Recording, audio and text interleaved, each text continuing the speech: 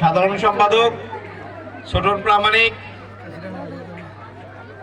খেলায় উদ্বোধক হিসেবে আছেন আমার বগুড়া যুব দলের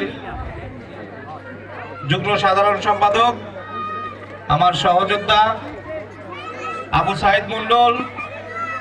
বরণ অতিথি হিসেবে উপস্থিত আছেন শফিকুল ইসলাম শফিক ভাই, আমাদের জেলা যুব দলের শ্রম বিষয়ক সম্পাদক। এবং এখানে উপস্থিত আছেন আমার সাথে এতগুলো নেতা আছে, সবার নাম বলতে দেয় ঈশান নামাজের আজান দিয়ে দিবে। সবার নাম আমি বলতে পারলাম না, সবার কাছে ক্ষমা চেয়ে নিচ্ছি, কারণ আপনারা এতক্ষণ খেলা দেখেছেন, সবাই খেলার দিকে বেশি মনোযোগী ছিলেন। তো সবার কাছে ক্ষমা চেয়ে নিচ্ছি, সবার নাম বলতে পারছি না। আমরা দু একটি কথা বলে আমি আমার কথাও শেষ করব।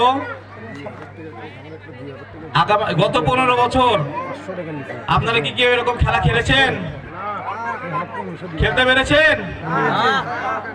মনে হয় না যে 15-16 বছর কেউ এভাবে খেলতে পেরেছেন। আর আমরা এখন যারা খেলছি সবাই বাংলাদেশের স্বাধীন জনগণ, সব জিয়ার সৈনিক। আমরা এই স্বাধীনভাবেই বাঁচতে চাই নাকি? আপনাদের এলাকায় আমরা জানি সবচেয়ে বেশি ক্ষতিগ্রস্ত আপনাদের এলাকার আমাদের বিএনপির লোকজন হয়েছে। আমি কি ভুল বললাম? এরকম আপনাদের এলাকার মতোই সব এলাকায় আওয়ামী লীগ দুঃশাসন করেছে এবং আওয়ামী লীগের লোকজন